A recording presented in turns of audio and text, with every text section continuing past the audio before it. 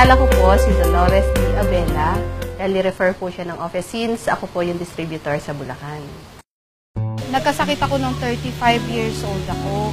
Laging ang sa akin ng doktor to rule out hypothyroidism. Tapos hanggang sa nagpa-general check-up na ako, nakita doon sa liver ko na fatty liver ako with liver hemangioma. Enlarge yung aking right thyroid. Tapos bumabagsak ang aking potassium at calcium. Pag bumagsak ang potassium ko, naninigas ang kamay ko at sa paa ko. Doon ako natatakot ng gusto. Pag nanigas na siya, nasasabayan ng nervyos.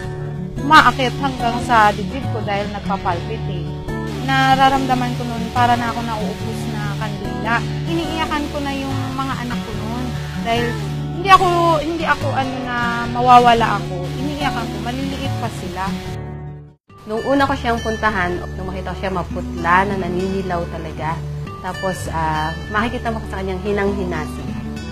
As employee, hindi na ako ganun ka-active sa hospital. Kasi nga, lagi akong may sakit. As a mom naman, Diyos ko, yung gawain sa bahay, nawawala na. Yung pag-aayos mo sa mga anak mo, wala na. Kasi ihihiga mo na lang siya. Lalo pa ako, wala yung mister ko, nasa malayo. Ang ang obligasyon ko sa mga anak ko, hindi ko talaga nagagampanan ng maayos noon. Tapos laging mainit ang ulo mo. Oo, laging mainit ang ulo mo sa mga anak mo dahil dun sa nararamdaman mong mga pain. That time kasi, nakausap ko yung husband niya. Seaman kasi ang asawa niya at hindi makasampa dahil sa kanyang sakit or kalagayan. So, kailangan bantayan si Dolores dahil every now and then, inaatake siya. Naninigas yung mga kamay daw at saka namumutla.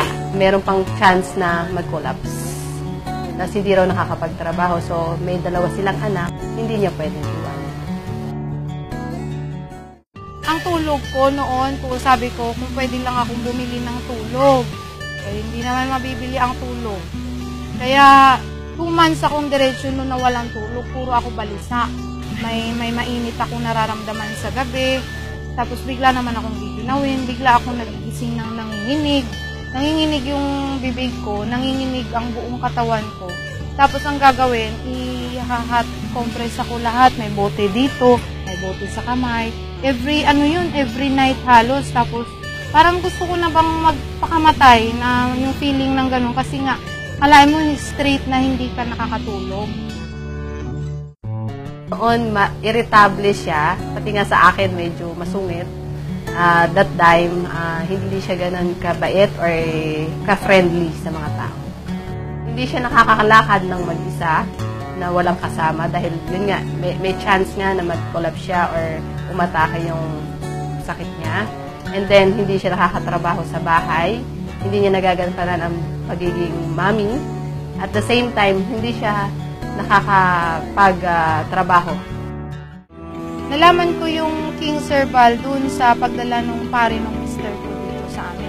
Kasi yung kumpare ko tsaka kumare ko na yon, talagang nakikita nila talaga ako na desperate na. Nung nakaisang bote ako ng King Herbal, doon ako nakaramdam na unti-unti ako nagkakaroon ng pag-asa. Kasi yung tulog pa lang, isa na yun sa minimiti ko na magkaroon sa sarili ko. Pagkatapos noon, na nag-take ako ng King Herbal after 2 months, nagpa-ultrasound din ako. Ayun, nakita ko na ganun talaga kabisa yung King Herbal. Kasi nawala yung aking fatty liver, yung liver hemangioma ko. Tapos naayos pa yung mild dextroscoliosis ko. Pati ang first time nung April na normal ang ECG ko. Nang makainom siya ng King Herbal at nakaranas ng kaginhawahan sa Kings, nagampanan na niya ang mga dating hindi niya nagagampanan. Isang super mom, dahil nasusuportahan na niya ang mga anak niya. Isang super wife. Magaling ng empleyado dahil hindi na siya nag-a-absent at nakabalik na sa trabaho. Nakakalaban na. Minsan nga inabutan ko, naglilinis, naglalaba, at talagang nagluluto na. Naaasikaso na niya ng maayos ang pamilya. Madami akong pagbabago sa katawan ko. Dati nakasalamin ako. ang grado ng mata ko sa kabila is 125, sa kabila 175. Hindi ko na rin yung sinusuot. Nawala na rin dito yung malaki kong bukol. Nagpa-blood chem ako, okay na yung aking potassium and then calcium, mataas na ang aking potassium. Nag-normal na rin ang ECG ko, nag-normal na rin ang menstruation ko. Hindi tulad dati, pag nang-menstruation ako, ang sakit-sakit ng ulo ko, ang sakit ng dito ko, ang sakit ng dito. Ngayon, diretso na siya. Super active siya. Tatawagan ko wala nag-duty sa trabaho. And then, or nasa school para suportahan yung mga anak. Nung gumani na nga siya, nakasampa na ulit yung husband niya, nakabalik na sa trabaho. Yung paglalakad na hanggang kanto, yun, nagagawa ko na ngayon. Dati hindi ko yun magawa. Tapos, hindi ako nun umaalis nang wala akong kasama kahit na anak ko dahil baka mamaya matumba ako. Kasi nanginginig ang aking tuhod. Lagi na lang higa-higa dahil nga hinihingal, napapalpitate. Nung naging cerebral ako, ang daming pagbabago. Nakakapaghugas ako ng pinggan na hindi na nagre-reklamo, na hindi nanginginig ang aking mga paa.